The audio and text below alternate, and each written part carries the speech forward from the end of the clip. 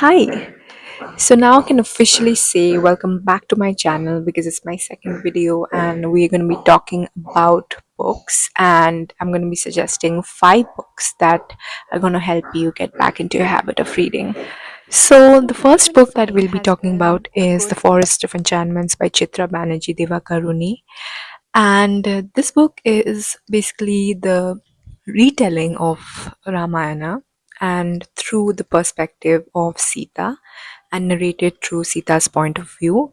And this book is basically very beautifully written. It's very prose like. The writing is very prose like and it's very quiet and meditative.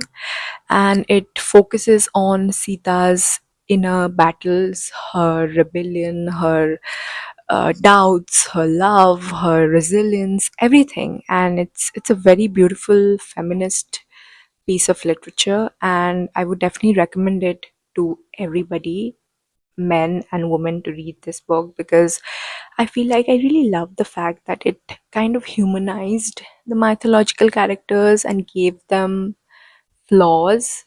And even though it didn't diminish their grandeur, but I feel like it gave them human emotions and flaws, which made the writing even more impeccable. So I gave it a 4.5 stars out of 5, and I would highly recommend it to readers of all ages. And it's also very fast paced, so you can probably finish it in a day or two.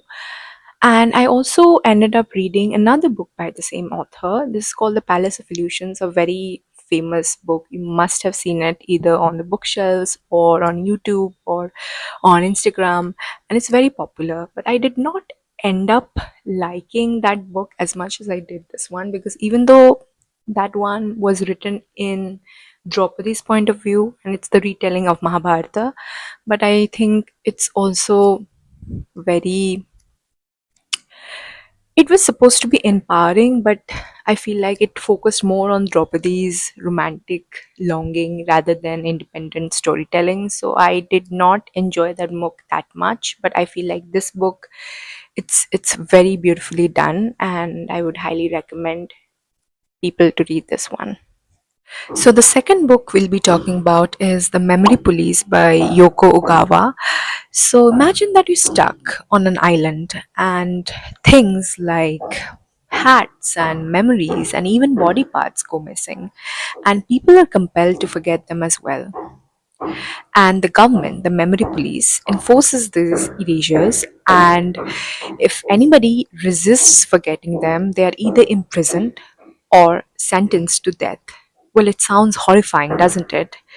This is a dystopian novel, and it echoes similar themes like 1984 by George Orwell, but it has a voice and power of its own.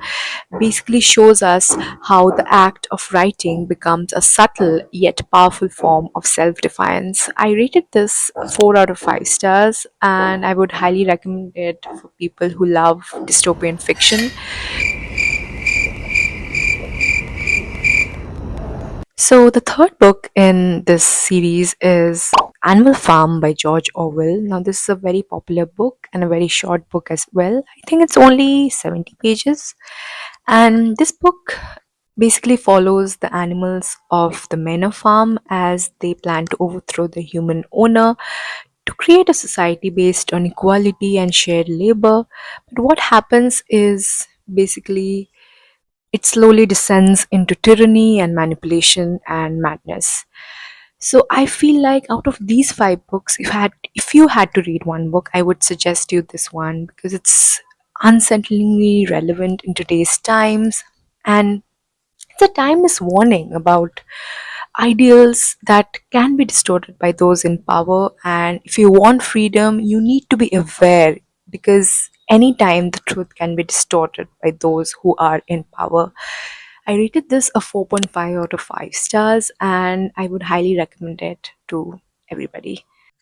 So the fourth book is Everything I Know About Love by Dolly Alderton. Now, this is a warm and witty memoir about growing up, adulthood, messing up, and finding out what love really means apart from romance.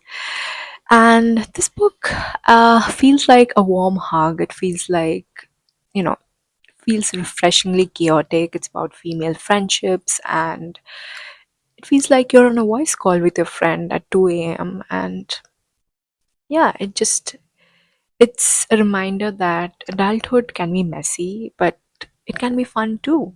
So I rated this book a 4 out of 5 stars. It's very funny, it's very witty, and I would recommend it to people, especially in their 20s and 30s, to definitely read this book.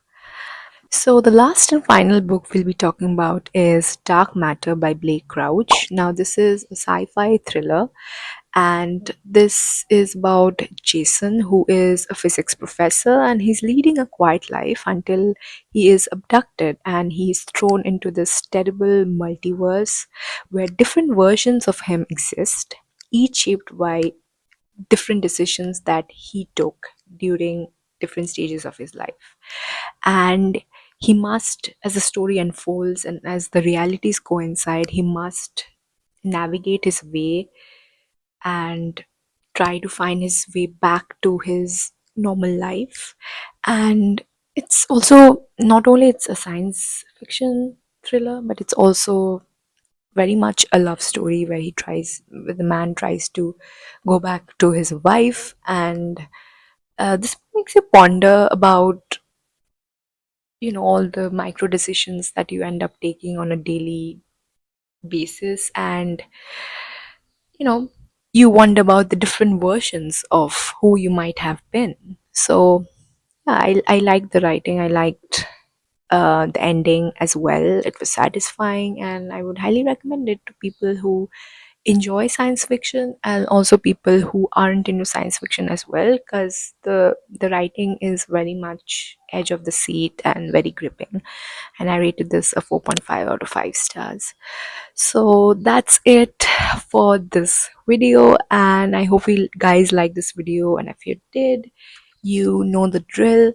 Like, share, and subscribe if you feel like you want more content like this. And yeah, I'll be seeing you. Have a happy reading journey. Bye.